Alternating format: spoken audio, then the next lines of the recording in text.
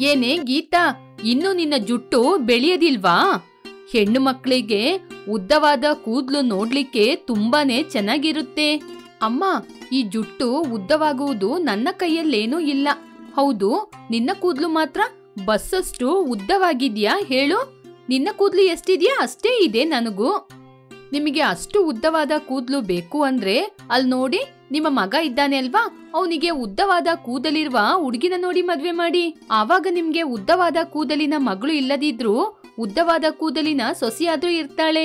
ಹೀಗೆ ಗೀತಾ ಕೋಪದಿಂದ ಹೇಳಿದಾಗ ತಾಯಿಯಾದ ಸುಶೀಲಾ, ಇವಾಗ ನಿನ್ಗೆ ಯಾಕೆನೆ ಇಷ್ಟೊಂದು ಕೋಪ?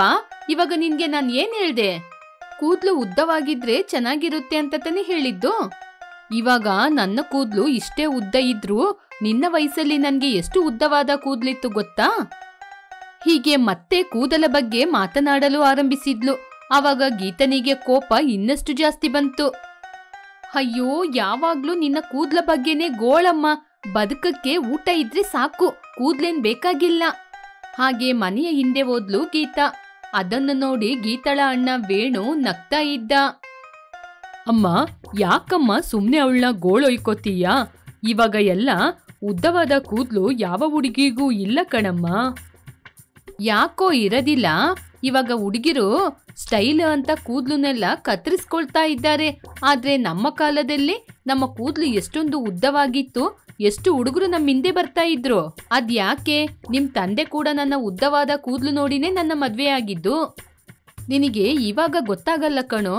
ನೀನ್ ಯಾವಾಗ ಉದ್ದವಾದ ಕೂದಲಿನ ಹುಡುಗಿಯನ್ನು ನೋಡ್ತೀಯೋ ಆವಾಗ ನಿನ್ಗೆ ಅನ್ಸುತ್ತೆ ಒಂದ್ ಹುಡುಗಿಗೆ ಕೂದ್ಲು ಎಷ್ಟು ಸುಂದರವಾಗಿ ಕಾಣುತ್ತೆ ಅಂತ. ಹೀಗೆ ಸುಶೀಲಾ ಯಾವ ಹುಡುಗಿಯನ್ನು ನೋಡಿದ್ರೂ ಕೂಡ ಅವಳಿಗಿರುವ ಕೂದಲಿನ ಬಗ್ಗೆನೇ ಮಾತಾಡ್ತಿರ್ತಾಳೆ. ಹೀಗೆ ಸ್ವಲ್ಪ ದಿನಗಳ ನಂತರ ಸುಶೀಲಾ ವೇಣುವಿಗೆ ಮದ್ವೆ ಮಾಡಿಸ್ಬೇಕು ಅಂತ ಫೋಟೋನ ನೋಡಿ ಹುಡುಗಿನ ರಿಜೆಕ್ಟ್ ಮಾಡ್ತಾ ಇದ್ಲು. ಅಮ್ಮ, ಏನಮ್ಮ, ಒಂದ್ ಹುಡುಗಿ ಕೂಡ ನಿಮ್ಗೆ ಇಷ್ಟವಾಗಿಲ್ವಾ? ಅಯ್ಯೋ ಅಣ್ಣ, ಇವಾಗ ಮದುವೆ ನಿನಗ ಅಥವಾ ಅಮ್ಮನೀಗ? ನೀನು ಹುಡುಗಿ ಫೋಟೋ ನೋಡಿ ಹುಡುಗಿನ ಸೆಲೆಕ್ಟ್ ಮಾಡ್ಬೇಕು, ಆದ್ರೆ ಅಮ್ಮ ಹುಡುಗಿ ಫೋಟೋ ನೋಡಿ ಹುಡುಗಿನ ರಿಜೆಕ್ಟ್ ಮಾಡ್ತಿದ್ದಾರಲ್ಲ. ಈ ಜನ್ಮದಲ್ಲಿ ನಿನ್ಗೆ ಮದ್ವೆ ಆದಂಗೆ. ನೀನು ಸ್ವಲ್ಪ ಹೊತ್ತು ಬಾಯಿ ಮುಚ್ಕೊಂಡು ಹೋಗ್ತೀಯಾ? ನನ್ ಮಗನಿಗೆ ಯಾವ ರೀತಿ ಹುಡುಗಿ ಒಳ್ಳೇದು ಅಂತ ನನಗ್ ಗೊತ್ತಾಗದಿಲ್ವಾ? ಹೀಗೆ ಒಂದು ಹುಡುಗಿಯ ಫೋಟೋವನ್ನು ನೋಡಿ, ಆಹಾ, ಈ ಹುಡುಗಿ ನೋಡ್ಲಿಕ್ಕೆ ತುಂಬಾ ಲಕ್ಷಣವಾಗಿದ್ದಾಳೆ ಕಣೋ. ಹಾಗೆ ಹೇಳಿದಾಗ ವೇಣು ತುಂಬಾ ಸಂತೋಷದಿಂದ, ಅಮ್ಮ ಎಲ್ಲಿ ತೋರ್ಸಿ? ನೀನು ಹುಡುಗಿನ ಫೋಟೋದಲ್ಲಿ ಅಲ್ಲ ಕಣೋ, ನೇರವಾಗಿ ನೋಡ್ಬೇಕು. ಹಾಗೆ ಹೇಳಿ ಮರುದಿನ ಹುಡುಗಿನ ನೋಡಕ್ ಬರ್ತೀವಿ ಅಂತ ಅವರಿಗೆ ವಿಷಯವನ್ನು ತಿಳಿಸಿದ್ರು. ಮರುದಿನ ಎಲ್ಲರೂ ಹೊರಟು ಹುಡುಗಿಯ ಮನೆಗೆ ಹುಡುಗಿ ನೋಡ್ಲಿಕ್ಕೆ ಬಂದ್ರು. ವೇಣು ನಾಚಿಕೆ ಪಡುತ್ತಾ ಹುಡುಗಿ ಯಾವಾಗ ಬರ್ತಾಳೆ ಅಂತ ಕಾಯ್ತಾ ಇದ್ದ. ಸ್ವಲ್ಪ ಸಮಯದ ನಂತರ ಹುಡುಗಿ ಬಂದು ಸೋಫಾದಲ್ಲಿ ಕೂತ್ಕೊಂಡ್ಲು. ಆ ಹುಡುಗಿನ ನೋಡಿ ವೇಣು ಮತ್ತು ಗೀತಾ ಶಾಕ್ ಆದ್ರು. ನೇಹಾ, ನೀನಾ? ಹೀಗೆ ಜೋರಾಗಿ ಕರೆದ್ಲು. ಆಗ ಆ ಹುಡುಗಿ ತಲೆಯನ್ನು ಎತ್ತಿ ಗೀತನನ್ನು ನೋಡಿ, ಗೀತಾ ನೀನಾ? ಹಾಗೆ ಅಂತ ಹೇಳಿದ್ಲು. ಆ ಹುಡುಗಿನ ನೋಡಿ ಅವರು ಆಶ್ಚರ್ಯಪಟ್ಟು, ಏನೇ ಗೀತಾ, ಈ ಹುಡುಗಿನ ನಿನ್ಗೆ ಮೊದ್ಲೇ ಗೊತ್ತಾ? ಅಯ್ಯೋ ಅಮ್ಮ, ಸ್ನೇಹನ ನನ್ಗೆ ಮೊದ್ಲೇ ಗೊತ್ತು. ನಾವಿಬ್ರು ಕಾಲೇಜ್ ಫ್ರೆಂಡ್ಸ್ ಅಮ್ಮ. ಸ್ನೇಹ ತುಂಬಾ ಒಳ್ಳೆ ಹುಡುಗಿಯಮ್ಮ. ಓ ಹಾಗೇನಾ? ಹಾಗಾದ್ರೆ ನಿನ್ನ ಅಣ್ಣನ ಕೇಳು, ಹುಡುಗಿ ಇಷ್ಟ ಆಯ್ತಾ ಅಂತ. ಏನೋ ವೇಣು, ಹುಡುಗಿ ಇಷ್ಟ ಆದ್ಲಾ? ಹಾಗೆ ಹೇಳಿದಾಗ ವೇಣು ಹುಡುಗಿನ ನೋಡಿ, ನನಗೆ ಹುಡುಗಿಕ್ಕಿಂತ ಹುಡುಗಿಯ ಉದ್ದವಾದ ಕೂದಲು ಇಷ್ಟ ಆಯ್ತು. ಕೂದಲ ಬಗ್ಗೆ ಅಮ್ಮ ಹೇಳುವಾಗ ನನಗೆ ಅರ್ಥ ಆಗಿಲ್ಲ. ಆ ಉದ್ದವಾದ ಕೂದಲಲ್ಲಿ ಆ ಹುಡುಗಿ ಎಷ್ಟು ಚೆನ್ನಾಗಿದ್ದಾಳೆ. ಹೀಗೆ ಹುಡುಗಿಯ ಜಡೆಯನ್ನು ನೋಡಿ ಹೊಗಳ್ತಾ ಇದ್ರು. ಏನೋ ಬಿಟ್ರೆ ಆ ಹುಡುಗಿಯ ಜಡೆ ಮೇಲೆ ಕವನನೇ ಬರೀತೀಯ ಅನ್ಸುತ್ತೆ. ಇವಾಗ ಹುಡುಗಿ ನಿನ್ಗಿಷ್ಟ ಆದ್ಲಾ ಇಲ್ವಾ? ಅದೇನು ಹುಚ್ಚು ಪ್ರಶ್ನೆ ಕೇಳ್ತೀಯ ಗೀತಾ? ಅವ್ನು ಹೇಳಿದ್ರಿಂದ ನಿಂಗೆ ಗೊತ್ತಾಗಲ್ವಾ ಆ ಹುಡುಗಿನ ಅವನಿಗೆ ಇಷ್ಟ ಆಗಿದೆ ಅಂತ? ಹುಡುಗ ಹುಡುಗಿಗೆ ಒಬ್ಬರಿಗೊಬ್ಬರು ತುಂಬಾ ಇಷ್ಟವಾದ ಕಾರಣ ಸ್ವಲ್ಪ ದಿನದಲ್ಲೇ ಅವರಿಬ್ಬರಿಗೆ ಮದ್ವೆ ಮಾಡಿಸಿದ್ರು. ನೋಡ್ದವೇನು ನಾನ್ ನಿನ್ಗೆ ಹುಡುಗಿನ ಎಷ್ಟು ಚೆನ್ನಾಗಿ ನೋಡ್ದೆ ಅಂತ?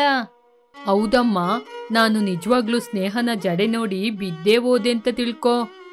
ಹೀಗೆ ಮಾತಾಡ್ತಾ ಇದ್ದಾಗ ಆ ಮಾತನ್ನು ಕೇಳಿದ ಗೀತಾ ಅವರ ಬಳಿ ಬಂದು, ಅಯ್ಯೋ ದೇವ್ರೆ, ಆ ಜಡೆಯ ಪುರಾಣವನ್ನು ಬಿಡ್ತೀರಾ? ನೆನ್ನೆ ತನಕ ಅಮ್ಮ ಮಾತ್ರ ಇದ್ರು, ಇವತ್ತು ಅಮ್ಮನ್ ಜೊತೆ ನೀನು ಕೂಡ ಸೇರ್ಕೊಂಡ್ಬಿಟ್ಟ.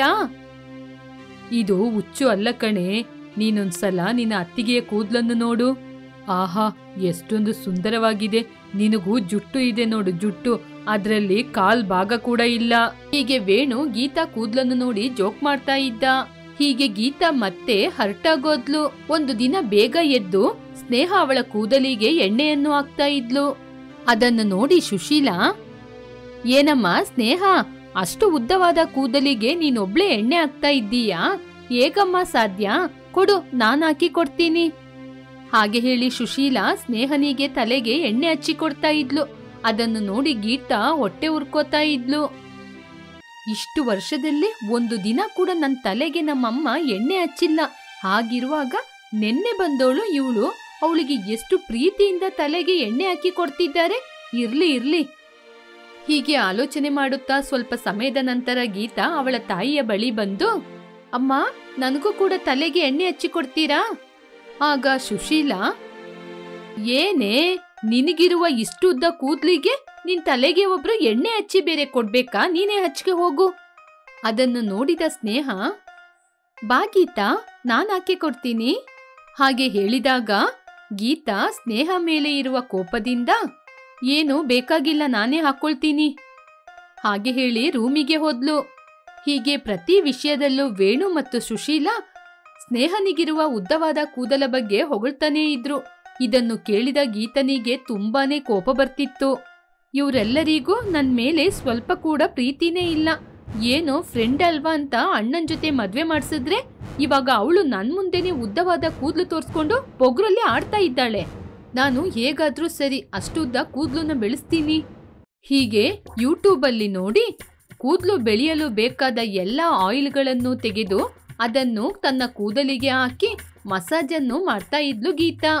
ಹೀಗೆ ಮಾಡಿದ ಸ್ವಲ್ಪ ದಿನದಲ್ಲೇ ಗೀತಾಳ ಕೂದ್ಲು ಉದುರಲು ಆರಂಭಿಸಿತು. ಏನೇ ಗೀತಾ, ದಿನದಿಂದ ದಿನಕ್ಕೆ ನಿನ್ ಕೂದ್ಲು ನನ್ನ ಕೂದ್ಲು ಹಾಗೆ ಆಗ್ತಾ ಇದೆ.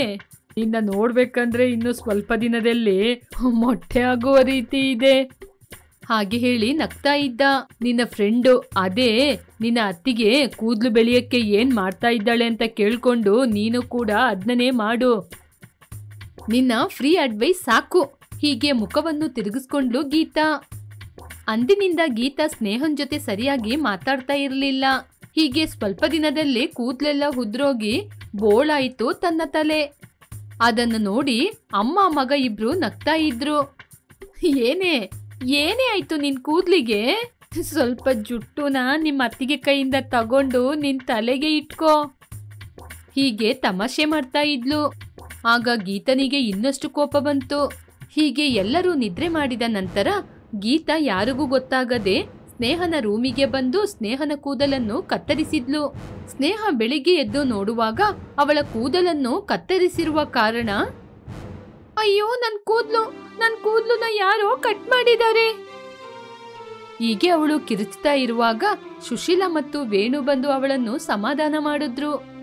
ಅಮ್ಮ ಸೊಸೆ, ಯಾರಮ್ಮ ನಿನ್ ಕೂದ್ಲುನ ಹೀಗೆ ಮಾಡಿದ್ದು? ಅವ್ರ ಕೈಕಲ್ ಬರದೇ ಹೋಗೋ. ಹೀಗೆ ಅವರನ್ನು ಬೈತಾ ಇದ್ಲು. ಹೀಗೆ ಗೀತಾ ಸ್ನೇಹನ ನೋಡಿ ಮನ್ಸಲ್ಲಿ ನಗ್ತಾ ಇದ್ಲು. ಆವಾಗ ಸ್ನೇಹನಿಗೆ ಅರ್ಥವಾಯಿತು ಗೀತಾನೇ ಮಾಡಿದ್ದು ಅಂತ. ಅಯ್ಯೋ ಅತ್ತೆ, ಇದು ಕೂದ್ಲು ತಾನೆ, ಚಿನ್ನ ಏನು ಅಲ್ವಲ್ಲ. ಇನ್ನು 2-3 ತಿಂಗಳು ಹೋದ್ರೆ ಅದೇ ಬಂದ್ಬಿಡುತ್ತೆ ಹಾಗೆ ಅಂತ ಹೇಳಿದ್ಲು. ಆ ನಂತರ ಸ್ನೇಹ ಗೀತಾಳ ಬಳಿ ಬಂದು, ಗೀತಾ, ಕಾಲೇಜಲ್ಲಿ ನಾವಿಬ್ರು ಒಳ್ಳೆ ಫ್ರೆಂಡ್ಸ್, ಆದ್ರೆ ಇವಾಗ ಯಾಕೆ ನೀನು ನನ್ನ ಶತ್ರು ರೀತಿ ನೋಡ್ತಾ ಇದ್ದೀಯಾ? ಈ ಜುಟ್ಟಿಂದ ತಾನೇ? ನೀನು ಕೋಪದಿಂದ ನನ್ನ ಕೂದಲನ್ನು ಕತ್ತರಿಸಿದ್ಯಾ ಅಂತ ನನಗೆ ಗೊತ್ತು. ಹಾಗೆ ಹೇಳಿದಾಗ ಗೀತನಿಗೆ ಭಯ ಬಂತು. ಭಯಪಡ್ಬೇಡ ಗೀತಾ, ಈ ವಿಷಯನ ನಾನು ಯಾರಿಗೂ ಹೇಳಲ್ಲ. ನಿನಗೆ ನನ್ನ ಜಡೆ ಮೇಲೇನೆ ಕೋಪ ಅಂದ್ರೆ ನಿನಗೆ ಮತ್ತೆ ಕೂದ್ಲು ಬರೋ ತನಕ ನಾನು ಹೀಗೇನೆ ಇರ್ತೀನಿ. ಆಮೇಲೆ ನಿನಗೆ ಎಷ್ಟು ಉದ್ದ ಕೂದ್ಲು ಇದೆಯೋ ಅಷ್ಟು ಉದ್ದ ಮಾತ್ರ ನಾನು ಇಟ್ಕೋತೀನಿ. ನಮ್ಮ ಸ್ನೇಹ ಈ ಜಡೆಯಿಂದ ನಾಶ ಆಗ್ಬಾರ್ದು ಹಾಗೆ ಹೇಳಿದ್ಲು. ಸ್ನೇಹ ಮಾತು ಕೇಳಿ ಗೀತನಿಗೆ ಬೇಜಾರಾಗಿ ಪಶ್ಚಾತ್ತಾಪ ಪಟ್ಟು ಅವಳ ಜೊತೆ ಕ್ಷಮೆಯನ್ನು ಕೇಳಿದ್ಲು. ಗೀತಾ ಕೂದಲ ಬಗ್ಗೆ ಮರ್ತೋಗಿ ಆರಾಮವಾಗಿ ಇದ್ಲು. ಹಾಸನಿ ಪಟ್ಟಣದಲ್ಲಿ ಹೋಟೆಲ್ ನಡೆಸ್ತಾ ಇದ್ಲು. ಆ ಹೋಟೆಲಲ್ಲಿರುವ ಬಿರಿಯಾನಿ ಅಂದ್ರೆ ಎಲ್ಲರಿಗೂ ಕೂಡ ತುಂಬಾ ಇಷ್ಟ. ಅಲ್ಲಿ ಬರುವ ಎಲ್ಲ ಕಸ್ಟಮರ್ ಬಿರಿಯಾನಿ ತಿನ್ನದೆ ಅಲ್ಲಿಂದ ಹೋಗುವುದೇ ಇಲ್ಲ. ಮೇಡಮ್, ನಾನು ಇಷ್ಟು ರುಚಿಯಾದ ಬಿರಿಯಾನಿನ ಇದುವರೆಗೂ ಎಲ್ಲೂ ಕೂಡ ತಿನ್ಲೇ ಇಲ್ಲ. ನೀವು ಈ ಬಿರಿಯಾನಿನ ಹೇಗೆ ತಯಾರಿಸ್ತೀರಾ ಹೇಳಿ? ಹೀಗೆ ಒಬ್ಬ ಕಸ್ಟಮರ್ ಆಸಿನಿಯನ್ನು ಕೇಳಿದಾಗ ಆಸಿನಿ ನಗುತ್ತಾ, ಇದು ನಮ್ಮ ವ್ಯಾಪಾರದ ಸೀಕ್ರೆಟ್ ಕಣ್ರಿ. ಇದನ್ನ ನಾನೋಗಿ ಹೊರಗಡೆ ಹೇಳಿದ್ರೆ ಎಲ್ಲರೂ ಕೂಡ ಅದೇ ರೀತಿ ಮಾಡ್ತಾರಲ್ವಾ? ಆಗ ನಮ್ಮ ಹೋಟೆಲಲ್ಲಿ ಮಾಡುವ ಬಿರಿಯಾನಿಗೆ ಏನ್ ಸ್ಪೆಷಲ್ ಇರುತ್ತೆ ಹೇಳಿ? ಅದಕ್ಕೇನೆ ನಾವು ನಮ್ಮ ಬಿರಿಯಾನಿ ರೆಸಿಪಿನ ಯಾರಿಗೂ ಹೇಳಲ್ಲ ಹಾಗೆ ಹೇಳಿದ್ಲು. ಹೀಗೆ ಎಷ್ಟು ಕೇಳಿದ್ರೂ ಅವಳ ಬಿರಿಯಾನಿ ರಹಸ್ಯವನ್ನು ಹೇಳಲಿಲ್ಲ ಆಸಿನಿ.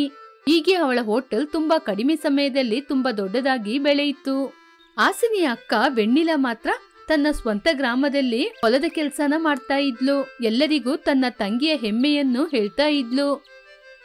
ಏನೇ ವೆಣ್ಣಿಲಾ, ನಿನ್ ತಂಗಿ ದೊಡ್ಡ ಹೋಟೆಲ್ನ ಇಟ್ಕೊಂಡು ಒಳ್ಳೆ ಹಣ ಸಂಪಾದನೆ ಮಾಡ್ತಾ ಇದ್ದಾಳೆ ಅಂತ ಕೇಳ್ದೆ. ಹೌದು ಕಣೆ, ನಿನಗೇನೆ ಈ ವಿಷಯ ತುಂಬಾ ಲೇಟಾಗಿ ಗೊತ್ತಾಗಿದ್ದು. ನಿಜವಾಗ್ಲೂ ನನ್ ತಂಗಿ ಹೋಟೆಲ್ ಪಟ್ನದಲ್ಲಿ ತುಂಬಾ ದೊಡ್ಡ ಹೋಟೆಲ್ ಗೊತ್ತಾ? ಅವಳು ಮಾಡಿದ ಬಿರಿಯಾನಿಯನ್ನು ತಿನ್ನಲು ಎಷ್ಟೋ ಜನ ಪೈಪೋಟಿ ಮಾಡ್ಕೊಂಡ್ ಬರ್ತಾರೆ. ಅವಳ ಕೈ ಊಟನ ತಿನ್ನೋದು ಅದೃಷ್ಟ ಅನ್ಕೊಂಡಿದ್ದಾರೆ. ಹೀಗೆ ತಿಳಿದವರಿಗೆ, ತಿಳಿಯದೇ ಇರುವವರಿಗೆ, ಗೊತ್ತಿರುವವರಿಗೆ, ಎದುರಲ್ಲಿ ಬರುವವರಿಗೆ ಮತ್ತೆ ಮತ್ತೆ ಹೇಳ್ತಾನೇ ಇದ್ಲು. ಚಿಕ್ಕಪ್ಪ, ನಿಮ್ಗೆ ಈ ವಿಷಯ ಗೊತ್ತಾ? ಪಟ್ನದಲ್ಲಿ ನನ್ ತಂಗಿ ಅವಳ ಹೋಟೆಲಲ್ಲಿ. ಅಮ್ಮ ವೆಣ್ಣಿಲಾ, ಪಟ್ನದಲ್ಲಿ ನಿನ್ ತಂಗಿ ನಡೆಸುವ ಹೋಟೆಲ್ ತುಂಬಾ ದೊಡ್ಡ ಹೋಟೆಲ್. ಅಲ್ಲಿ ಅವಳ ಅಡುಗೆ ಅಂದ್ರೆ ಇಷ್ಟ ಇಲ್ದೇ ಇರೋರು ಯಾರೂ ಇಲ್ಲ. ಅವಳು ಮಾಡ್ಕೊಡುವ ಬಿರಿಯಾನಿ ತಿನ್ನಕ್ಕೆ ಎಲ್ಲರೂ ಹೊಡೆದಾಡ್ಕೊಂಡ್ ಬರ್ತಾರೆ. ಇದೇನಾ ಅಮ್ಮ ನೀನ್ ಹೇಳಕ್ ಬಂದಿದ್ದು? ಹೌದು ಚಿಕ್ಕಪ್ಪ, ನಿಮ್ಗೆ ಮೊದ್ಲೇ ಗೊತ್ತಾ? ಅಮ್ಮ ವೆಣ್ಣಿಲಾ, ನೀನ್ ಹೋಗುವಾಗ ನಾನು ದಾರಿಯಲ್ಲಿ ಬರೋದು, ನೀನ್ ನನ್ ಜೊತೆ ಹೇಳೋದು, ಇದುವರೆಗೂ ನೀನು ನನ್ ಜೊತೆ 100 ಸಲ ಹೇಳಿದೀಯಾ. ಸಾಕಮ್ಮ, ಇನ್ ಮುಂದೆ ನಾನು ಈ ದಾರಿಯಲ್ಲಿ ಬರೋದೇ ಇಲ್ಲ. ಹಾಗೆ ಹೇಳಿ ಅಲ್ಲಿಂದ ಹೊರಟೋದ. ಹೀಗೆ ತುಂಬಾ ಜನರಿಗೆ ಹೇಳಿದ ವಿಷಯವನ್ನು ಮತ್ತೆ ಮತ್ತೆ ಹೇಳ್ತಾ ಇದ್ಲು ವೆಣ್ಣಿಲಾ. ಹೀಗೆ ಸ್ವಲ್ಪ ದಿನ ಕಳೆಯಿತು. ಒಂದು ದಿನ ವೆಣ್ಣಿಲಾನ ಗೆಳತಿಯಾದ ಪೂಜಾ ಅವಳ ಬಳಿ ಬಂದ್ಲು. ಏನೇ ವೆಣ್ಣಿಲಾ, ಏನ್ ಮಾಡ್ತಿದ್ದೀಯಾ? ಏನೂ ಇಲ್ಲ ಕಣೆ. ಸರಿ, ನಿಂಗೊಂದ್ ವಿಷಯ ಗೊತ್ತಾ? ಪಟ್ನದಲ್ಲಿ ನನ್ನ ತಂಗಿ ನಡೆಸ್ತಾ ಇರುವ ಹೋಟೆಲ್ ಮೊದಲ ಸ್ಥಾನವನ್ನು ಪಡ್ಕೊಂಡಿದೆ ಅಂತೆ. ಅಯ್ಯೋ ಸಾಕು ಕಣೆ, ನಿಲ್ಸು. ನೀನು ನಿನ್ ತಂಗಿಯ ಪುರಾಣ. ನಂಗೊಂದು ಸಂದೇಹ. ನಿನಗೆ ನಿನ್ ತಂಗಿ ಮೇಲೆ ಇಷ್ಟೊಂದು ಪ್ರೀತಿ ಇದೆ, ಇವಾಗ ನಿನ್ ತಂಗಿ ಅಷ್ಟು ದೊಡ್ಡ ಹೋಟೆಲ್ನ ನಡೆಸ್ತಾ ಇದ್ದಾಳೆ, ಮತ್ ಯಾಕೆ ಕಣೆ ಅವಳು ಒಂದ್ಸಲನೂ ನಿನ್ನ ಅಲ್ಲಿ ಕರ್ಕೊಂಡೇ ಹೋಗಿಲ್ಲ? ಹೀಗೆ ಕೇಳಿದ್ಲು ಪೂಜಾ. ಆ ಮಾತನ್ನು ಕೇಳಿ ವೆಣ್ಣಿಲಾ ಆಲೋಚನೆ ಮಾಡಿ ಸ್ವಲ್ಪ ಸಮಯದ ನಂತರ, ನೀನು ಏನ್ ಮಾತಾಡ್ತಿದ್ಯಾ ವೆಣ್ಣಿಲಾ? ನನ್ ತಂಗಿಗೆ ನನ್ನ ಕರ್ಕೊಂಡೋಗಕ್ಕೆ ಎಲ್ಲಿದೆ ಸಮಯ ಹೇಳು? ಅವಳು ನನ್ನ 2-3 ಅಂತ ಹೇಳಿದ್ಲು, ಆದ್ರೆ ನಾನೇ ಹೋಗಿಲ್ಲ. ಹೀಗೆ ಸುಳ್ಳು ಹೇಳಿದ್ಲು. ಆ ನಂತರ ವೆಣ್ಣಿಲಾ ಪೂಜಾ ಮತ್ತೆ ಕೇಳ್ತಾಳೆ ಅಂತ ಅವಳನ್ನ ಅಲ್ಲಿಂದ ಕಳಿಸ್ಬಿಟ್ಲು. ಆ ನಂತರ ವೆಣ್ಣಿಲಾ ಆಲೋಚನೆ ಮಾಡಿದ್ಲು. ಹೌದು, ವೆಣ್ಣಿಲಾ ಹೇಳಿದ್ ಕೂಡ ನಿಜ ತಾನೆ. ಇದುವರೆಗೂ ನನ್ನ ತಂಗಿ ನನ್ನ ಒಂದ್ಸಲ ಕೂಡ ಅಲ್ಲಿ ಕರ್ದೇ ಇಲ್ಲ, ಯಾಕೆ? ಹೀಗೆ ಆಲೋಚನೆ ಮಾಡ್ತಾ ಇದ್ದಾಗ ವೆಣ್ಣಿಲನಿಗೆ ಅವಳ ತಂಗಿಯಿಂದ ಕಾಲ್ ಬಂತು. ಹಲೋ ತಂಗಿ, ಹೇಗಿದ್ಯಮ್ಮ?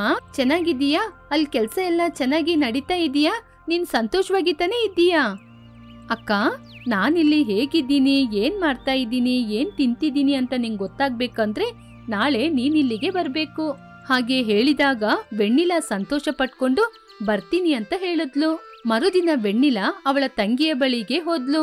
ಅಲ್ಲಿ ಅವಳ ತಂಗಿಯ ಹೋಟೆಲನ್ನು ನೋಡಿ ತುಂಬಾ ಆಶ್ಚರ್ಯ ಪಡುತ್ತಾ ಕಣ್ಣನ್ನು ದೊಡ್ಡದು ಮಾಡಿ ನೋಡಿದ್ಲು.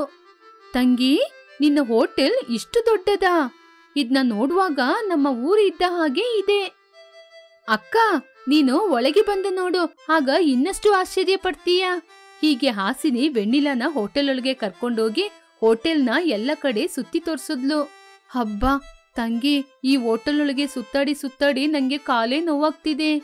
ನನಗೆ ಹೊಟ್ಟೆ ತುಂಬಾ ಹಸಿತಾ ಇದೆ. ನಿನ್ನ ಕೈಯಾರೆ ಮಾಡಿದ ಬಿರಿಯಾನಿ ಕೊಡ್ತೀಯಾ? ಹಾಗೆ ಕೇಳಿದಾಗ ಹಾಸಿನಿ ತಾನೇ ಸ್ವತಃ ಹೋಗಿ ತನ್ನ ಕೈಯಾರೆ ಮಾಡಿದ ಬಿರಿಯಾನಿಯನ್ನು ತಂದ್ಕೊಟ್ಲು. ವೆಣ್ಣಿಲಾ ಬಿರಿಯಾನಿಯನ್ನು ಬಾಯಲ್ಲಿ ಇಡ್ತಾ ಇದ್ದಾಗನೇ, ಹಾಸಿನಿ, ಈ ಬಿರಿಯಾನಿಯಲ್ಲಿ ಏನ್ ಮಿಕ್ಸ್ ಮಾಡಿದೀಯಾ?